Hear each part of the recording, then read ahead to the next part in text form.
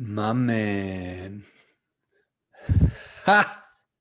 What's up, big dog? Yo! Let's go. What's good? I got someone else hopping in here too. Nice. Yo, thanks for sticking in there. I started the wrong meeting. Oh, no You know worries, man. how I you need know to be how it here. is. I can count on you. Yeah, dog. What up, JQ?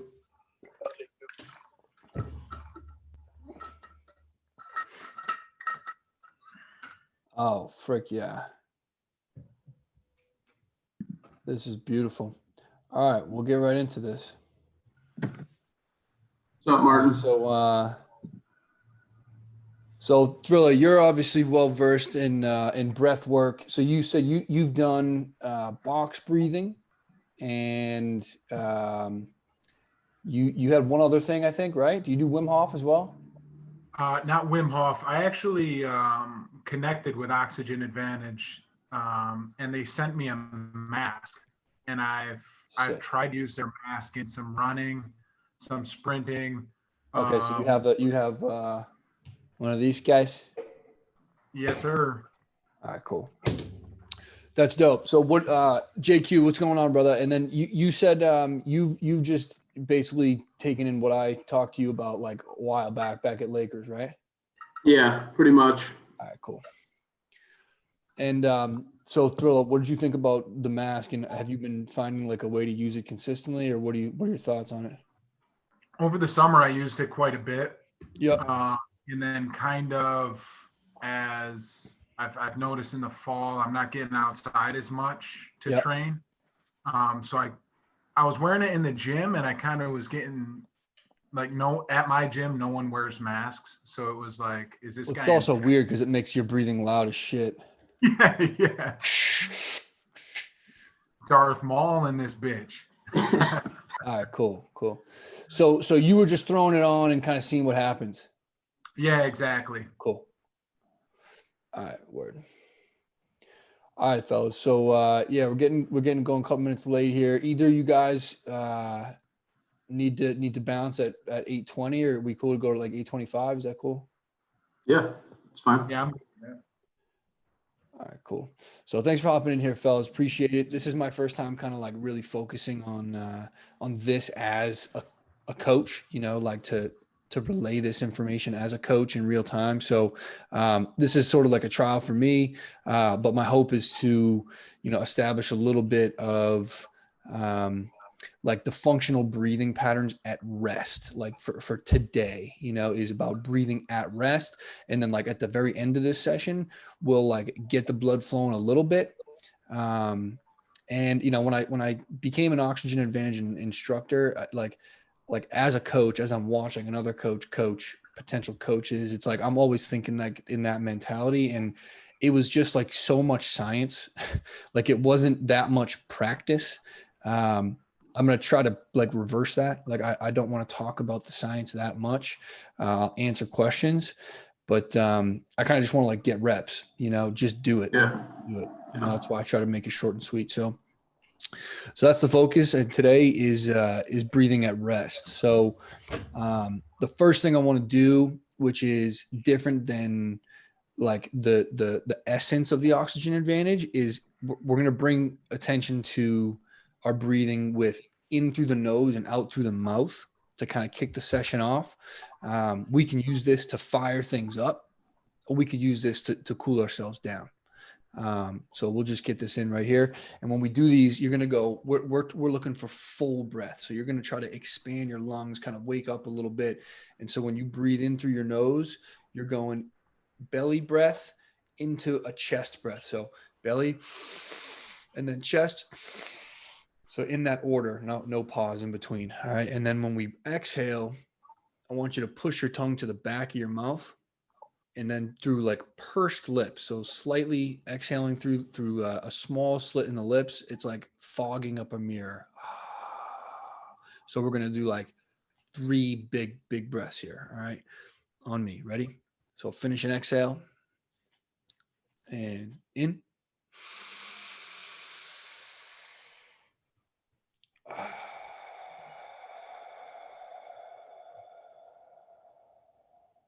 In.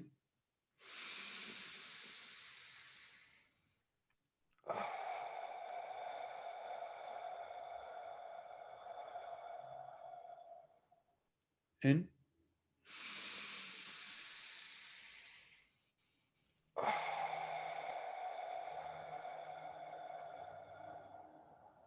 All right, so there's a little wake up right there. Brings our attention to the breath. From here on out, let's keep everything through the nose. All right, so keep those lips sealed.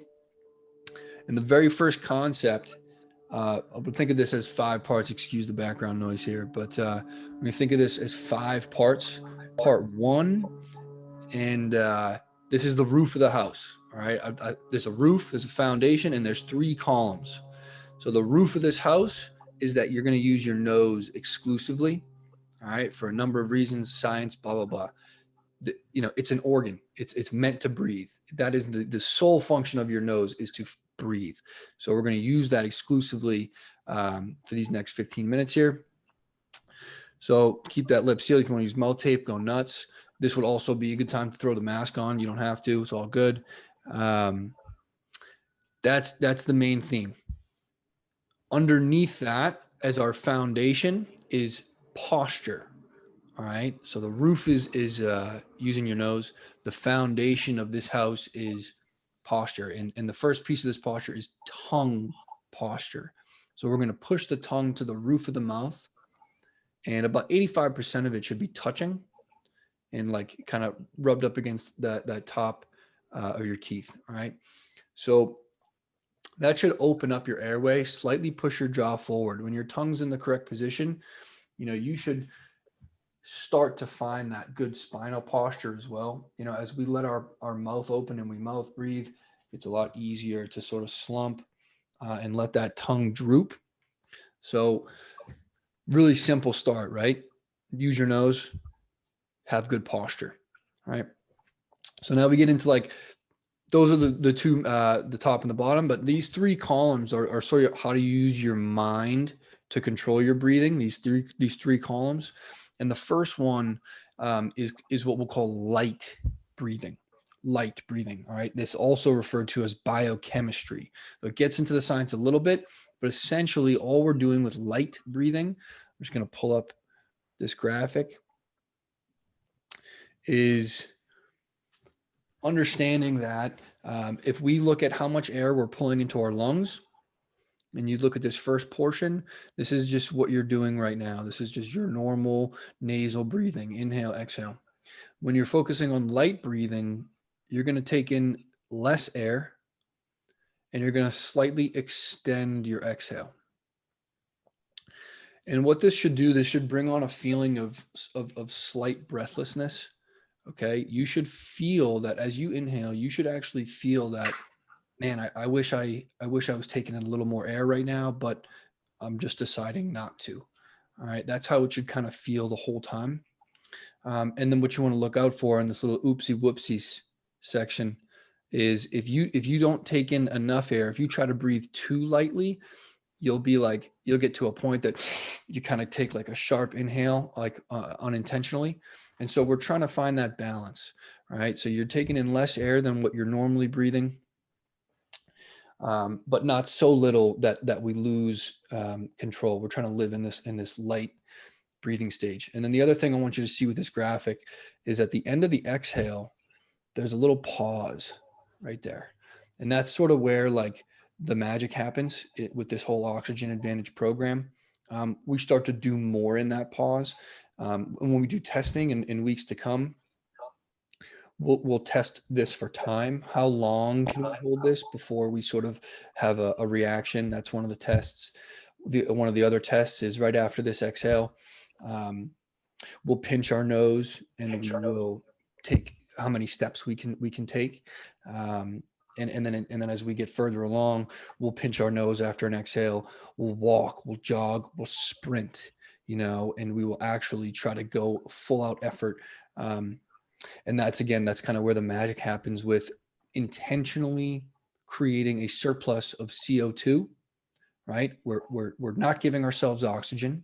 We're using oxygen, just our body's always using oxygen. So even just by sitting here, exhaling, and then waiting, at some point your body's going to be like, hey, asshole, give me some air, you know, and that feeling is a surplus of CO2. And the goal of all this, the intention behind it, is to build up our tolerance to that feeling, to CO2. And that's when our body starts to make adaptations, and our mood changes. You know, breathlessness becomes something that takes longer to occur when we're training. And there's just a whole other host of benefits. So this is light breathing, right? And so it starts to get into like the science of it, of the biochemistry, but I like to think of it more in the application, the practicing of it, the analogy. And one of my favorite analogies for this light breathing is to think of like a fog moving over a lake. You know, like an early morning, you're just kind of watching the fog or the mist slowly move. It's not a windy day. That's how slow I want you to pull the air into your nose. So slowly. So that's the concept of light breathing, So we've got that first column there. All right. Okay. And so the second column is, so that was biochemistry. The second column is biomechanics. So this is more of like, where does the air go? Right. And so this would have been a big part of box breathing, is making sure that when you breathe in, that it goes into the diaphragm, you know, so it's also called breathing low, you know, and taking a deep breath is a really interesting concept. Until I learned about this, I never thought twice about what a deep breath was. What we did earlier was we took big breaths. You know, when we did those big inhale and slow exhale, that was a big breath. You know, sure, maybe we pulled it into our belly first, but we were focusing on a volume of air. When we think about depth, it's how low the air goes, not necessarily how much we pull in, but how low it goes. So when we focus on breathing biomechanics, we can think of, I got a couple graphics here as well, just to put an image to it. These basically all say the same thing. You know, as you breathe in, your stomach should expand, not your chest. All right. So easy thing, you put one hand on your chest, one hand on your belly. And as you breathe in, make sure that the belly hand moves out, not the chest hand. Right. And I'm doing it quickly just to demonstrate. And then as you exhale, that diaphragm actually moves back, but also moves upward. It moves upward into your rib cage, a little higher up into your rib cage. And then as you inhale, the diaphragm will drop and then expand. All right. And that expansion will happen actually in a 360 degree. It's really like a balloon. So it pushes your stomach out, but it also pushes it laterally. Your ribs should expand. So another easy way to focus on this is take your hands and actually feel your lowest most rib bone. All right. And finish your exhale. And then on that next inhale, you should feel your ribs. You know, if you've got your ribs here, they're going to slightly expand. And then as you exhale, they're going to slightly contract. All right. And as you get better at this, there should be zero chest movement. And it should show you out. You know, you should feel that like your diaphragm is doing the work. And this is also where you can start to really slow your heart rate down, is by really focusing on diaphragmatic breathing. And it activates the parasympathetic nervous system. And you know, what's interesting about this is when you breathe well through your diaphragm, you start to realize that you don't have to do anything to exhale. You don't have to push the air out. You think about your diaphragm as a balloon. When you pull that air in, whether it's conscious or subconscious, it takes energy. You know, like you have to actually bring that air down, whether it's to your upper chest or your lower chest. It takes energy. But as you exhale, you fill that balloon, you don't have to squeeze it and, get all that air out as quick as you can. You could just let go and it's just going to deflate on its own accord. So our stomach and our diaphragm work in that same way.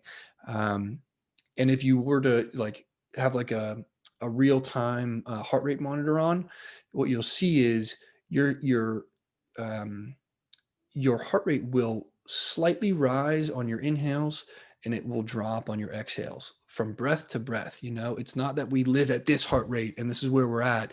It literally goes up and down with every single breath that we take. So as you get better at using your diaphragm, you'll get better at like exhaling and allowing yourself to relax on that exhale, which is huge in truly activating the parasympathetic nervous system. All right. So, all right, moving right along here. I'm gonna try to finish this up in the next 5 minutes. So the third pillar. So we got the roof, use your nose, the foundation, good posture, and relax. Column 1, light. Column 2, low. Column 3 is pace or cadence. How many breaths per minute are we taking? We turn this into a little bit of a math equation, but basically the science says that the optimal breathing rate, where all of our everything is functioning at its best, is 6 breaths per minute. 6 breaths per minute. The average for an American is 18. Okay. When you go to the doctors and you say, what is a healthy respiratory rate? They'll say somewhere between 12 and 18. That's what they'll tell you. All right. This is proven. Okay. 6 breaths per minute. So that means 1 breath every 10 seconds. That's not a 10-second inhale, right? It's total, right? Inhale to exhale is 10 seconds. So that could be 5 in, 5 out, 4 in, 6 out. What we'll practice is 4 in, 5 out, and that 1 second pause. That's that kind of key that we build into the oxygen advantage. So this is how we'll get the blood flowing a little bit here. So I'm introducing that third column, but I'm also going to get us going here. So what we'll do is we're going to hold the top of a push-up position, just a normal plank position. And what I'll do is I'll count, we'll do this for 4 breaths. So we'll go 40 seconds and I'm just going to count to 40. And my ask is that on the 1s, you're starting your inhale, and on the 10s, you're finishing your exhale. All right, so let's get down to that push-up position.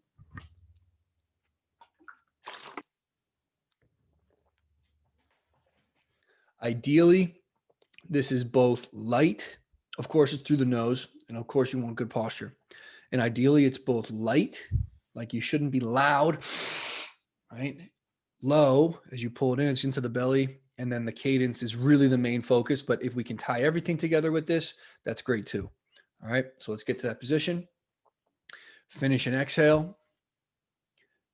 And in, 2, 3, 4, 5, 6, 7, 8, 9, 10, 11, 12, 13, 14, 15, 16, 17, 18, 19, 20, 21, 22, 23, 24, 25, 26, 27, 28, 29, 30, 31, 32, 33, 34, 35, 36, 37, 38, 39, 40. Good.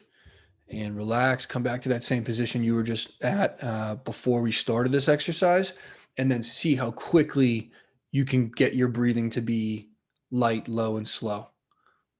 Right? So this is that phase right after you do something, your heart rate is now elevated. How quickly can you slow it down? Right? That magical heart rate variability stat that is so important.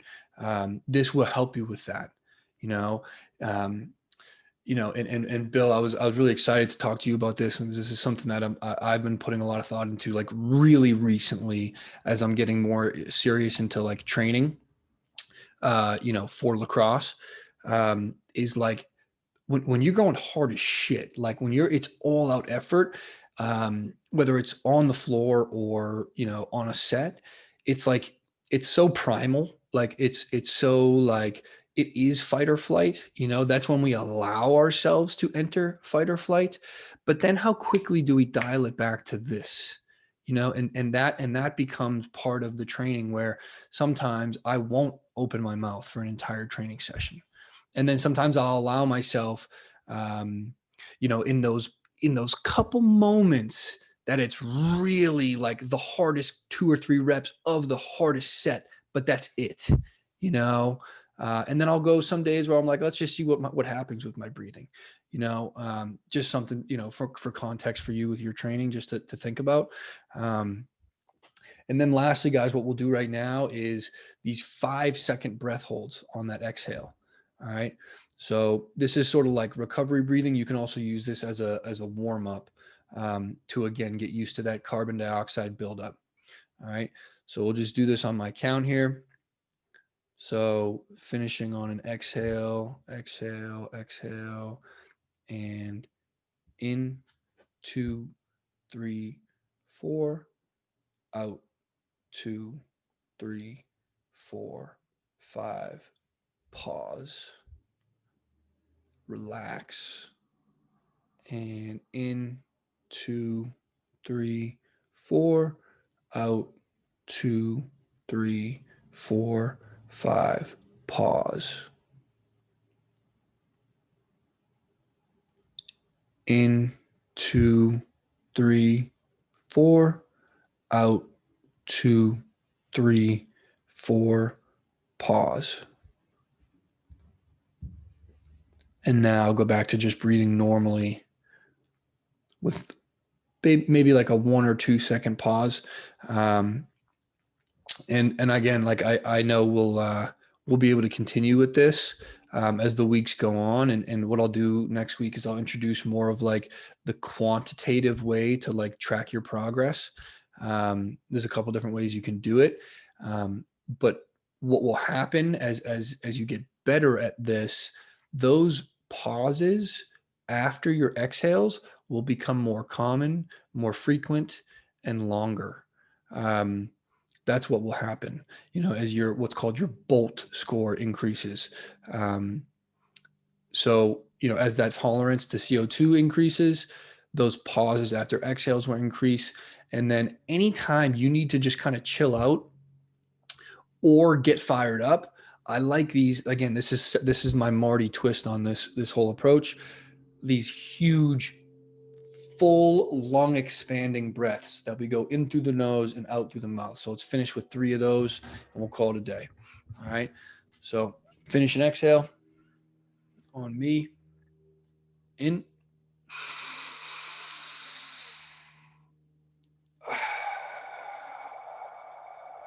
Like you're fogging up a mirror. You don't have to push it. In.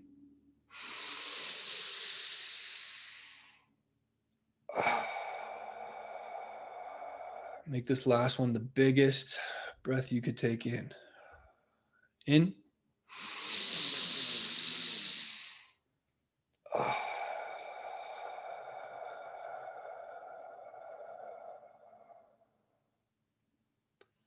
And then back to the nose, just like the body intended.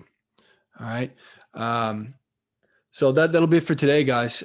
This is good. I'm glad you guys were able to join me. Sorry we started a couple minutes late, but I'm going to continue to work on this as an instructor. And what's really helpful for me is to get those candid questions, as they come up. So if you have anything now, shoot. Otherwise, just hit me up, throughout the week. Will do, man. I just wanted to tell you, Marty, I've been doing the tape at night thing for probably about a month and a half, 2 months now. And I've noticed, my quality of sleep has improved. Yeah. I've broken my nose like 4 times. Yeah. And I've noticed that my nasal breathing is so much more clear now. I wake up just like It's incredible. super energized. Yeah, it's huge, man. Dude, that makes me so happy. Yeah. Some people don't really struggle with their mouth opening during the night, or when they sleep. Like I would always wake up with a dry mouth. So when I started mouth taping, it was like, this is weird, but then I felt great the next morning. So like, until it became like, okay, I need to do this every single day. Then like it just, I'm so happy. Like I'm so happy that I started to, but just so you guys know, like, so this is medical tape. You can use athletic tape, paper tape works well as well. And I used to do like a piece that went like kind of right across. Now I go real thin, like literally so thin. And then I just go right from here to here. And it's touching the skin, so I can still talk. Um, it's not really on there that much. It's just enough to send a signal to my brain that this doesn't come open when I sleep. Um, so yeah, and in Quinny, I would experiment with now, like especially wearing a mask. Like wearing a mask is such a good opportunity to bring some attention to your breath. It forces you to breathe light in a way, it forces you. If you take in too heavy of a breath with a mask on, it just sucks the fabric right into your nose. So it forces you to breathe a little bit lighter. And like, when this whole thing happened, like there was literally articles coming out of like, masks cause CO2 buildup. Like this is going to kill you. Like they're wrong. They're wrong. When you build up CO2 inside your own body, it's a good thing. Now, when you have a condition that your blood oxygen saturation is too low on a daily basis because you have a condition that your oxygen is not getting delivered, that's different. But when you wear a mask and your blood oxygen saturation goes down and then your breathing slows and your blood oxygen goes back up to normal, that's very good. That's actually a very good thing. So if you want to get weird with it, do a little mouth tape and wear a mask. That kind of gets rid of the weird factor of people seeing it. And go for a little jog, go for a little walk, and see how well you can really control, those three pillars: light, low, and slow. Slow meaning 5.5 to 6 breaths per minute is what the science says, as our best cadence. So that's good, man. That's another thing too, Marty, is the slow breathing and Yeah. like, that little pause, the second or two or three, Yeah. like mine's getting longer now. And I Yeah. feel like, I like that feeling. And it's like, Dude, it's so peaceful. it's weird because I never, I feel like nobody knows about that. Like, No, it's not mainstream at all. I mean, this is something that like it's been so profound for me, Quinny, that like, and like both you guys know me, like I'm fired up about something no matter when you see me or what, like there's something I just learned I want to share or whatever. But like this is different, bro. Like this is some life-changing shit. This is something I feel like compelled, like very seriously compelled to try to get into school systems. I should have learned this in kindergarten. This should be built into phys ed or some form of education across the world. Like this is, with guys, it gets weird, because people, oh, I don't want to meditate. It gets like, oh, it's too woo woo for me. But I mean, I didn't mean to meditate, but when I started focusing on my breathing more, all of a sudden I started meditating. I didn't realize it. And I was like, oh shit, I meditated, I used to think that going into flow state while playing was my form. Oh, that's how I meditate. And like, that is a form, and through breathing, you could turn anything into a meditation. You could turn doing the dishes. You could meditate while doing the dishes. You can meditate while reading, because you're so immersed in the task. But if you're only immersed in breathing as a task, that's meditation. It really chills you out. And then what I would suggest, to just put some icing on the cake of a great night's sleep, is spend 10 or 15 minutes right before bed, slowing down your breathing, creating some pauses after exhales, and really trying to breathe in as lightly as you can. Anytime you extend an exhale, you're going to slow your heart rate. Anytime you fully, not fully, but anytime you bring the air into your diaphragm exclusively, not into your upper chest, you're gonna slow your heart rate. So yeah, man, good shit. Good actually, shit. that reminds me, Marty. obviously, you know, when you first started, the diaphragmatic breathing, that took some work, right? Yeah. Getting Yeah. it all the way down in there. Here's the best way. Get a really light something, could be a book. The best position is a supine position. So you're on your back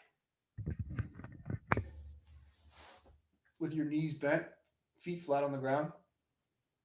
So this is like, if you're just in this position and you put your hands on your chest and belly, it'll get easier to only breathe into your belly.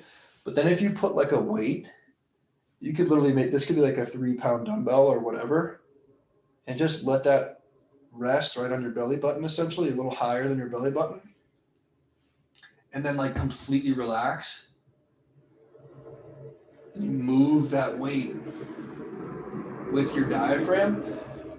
You're actually building up that muscle. It's so interesting because like it's the only muscle that you have to relax to flex. You can't squeeze your core. And I mean, actually you can engage your core and breathe into your diaphragm at the same time, but you don't have to. And as you're learning to really use your diaphragm as your number one breathing muscle, it's the hardest thing to do is to relax the rest of your body. So that position that I just showed you is the best way to do it. Where like the weight is it to me, it's a trigger in your mind because you're moving weight. You're moving weight. You're physically moving weight, yet your muscles are completely relaxed. You know, the only muscle working is the diaphragm, and the only way the diaphragm needs to be activated is by pulling air into it. You know, it's such an interesting concept. So I would definitely try that. Lie on your back, put a book or two, or just a small dumbbell right on your like just above your belly button, and just slowly move that weight. And it's also a really good way to practice the light breathing aspect to it. So if you think about, okay, here's my book, and I'm going to fill my belly and make sure I'm expanding my diaphragm, and I'm going to move that book about 2 or 3 inches for my inhale, and then back down for the exhale. And then as you like get into a rhythm, now I'm going to only move that book 1.5 inches and then back down. And now you're practicing that light breathing concept where you're taking in less air on purpose. So yeah, hopefully that's helpful. Cool. Anything on your end, Phila?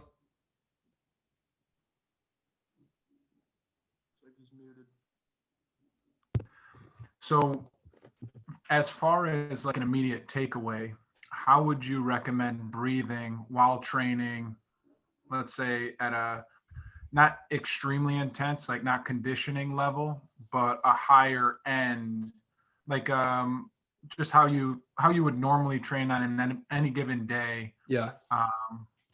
just with weights? I would entice you to, at the very least, build nasal only into certain phases. Like the warm up and the cool down would probably be the easiest to really just start with right away. But I would experiment with doing entire training sessions without opening your mouth once. And just see how it feels. Like just try it, you know. It's gonna be pretty different. Like I've always thought that you need to exhale. Like every rep is like, you know, and like that's kind of how I've always done it. And it's like, you know, that's that. So when we're training outside of like jogging and like when we're doing anaerobic, right? That's like effort. The definition of anaerobic is that it does not require oxygen. Like it's not that you need to breathe. It's that it feels good to leave your mouth open and just let the air do its own thing. So like that's good to like relax you and stay in good technique and things like that. But you don't need to be breathing as you rep it out unless you're trying to do a speed squat at 100% output, right? So I guess, you know, immediate takeaway would be experiment with nasal only at times that you weren't thinking about it before. And then also maybe take a day or so, or like one particular workout, and see if you can do the entirety of it with a piece of tape over your mouth. When you exhale out of your mouth, you lose 42% more water. We're becoming more dehydrated with each exhale. It's fascinating. It's fascinating to me, and as I, again, like I said, I'm starting to get more into like lacrosse specific training right now. And as I'm putting a little bit more weight on a bar, I'm allowing my mouth to open more often. I'm finding that, and I'm okay with that. So it's not the be all end all, but it is going to allow it should help your heart rate variability. It really should. It should bring you back down quicker. And it's dude, it's so interesting too. Like there's a mental aspect to this where like we can be like, man, that workout was sick. And like, we'll be doing like an exercise and we're like, oh, like I am tired. And it's like, no, you're fucking not. Like slow your breathing down. You're not that tired. That wasn't that hard. So, that it's something to think about. I'm thinking of Steve Grosha right now, Marty. Yeah. He used to get so worked this dude up. we played with at UHA, Bill. Grok. Like literally, Bill, after every run test, after anything, any drill, he'd be like, I'm like, dude, Steve, just take a deep breath. Dude, it's cool, man. It's cool. So, yeah. Good stuff, fellas. This is good. This is helpful for me just to kind of bounce this stuff back and forth. So again, please reach out with questions, and hopefully you guys will log back in next week as well. I'm going to share this with my bros too. It'll be the same link. Here. Be the same link. Okay. We'll do a little bit more like of the testing type stuff, and we'll get moving a little bit more next week. Marty, so you're helping out with St. Mike's? That's right, bro. I'm a paid assistant coach at St. Michael's University. So I know a couple guys on the team. I know Joe Girardi, who's a stud. Dude, he's the man. He's on my Mohawks team. He's literally the heart and soul of the team. Oh my God, yeah. He's on my summer team, and he lives up in Queensbury, which is about a half hour north of me. But him and I are boys. He's the absolute man. It's awesome. And then Spencer Scardino, he's a freshman goalie. Weirdo. Dude, super weird. Yeah, I got to shoot on him a bit this fall. He's pretty good. He mentioned that he knew you guys. He's obviously a Niski guy, so I brought up a couple other Niski guys. But he's our number 2 right now, man. Yeah, he's good. We have a senior starter. He's next up. He never got a chance at Niski. It was a damn shame. But he's a stopper, man. He can stop it. Small world, as we know. Awesome. It's good. Thanks, All right, Marty. fellas. Yeah, hey, enjoy the rest of the day, and I'll talk to you guys soon, okay? See you, MJ. All right, peace. Later.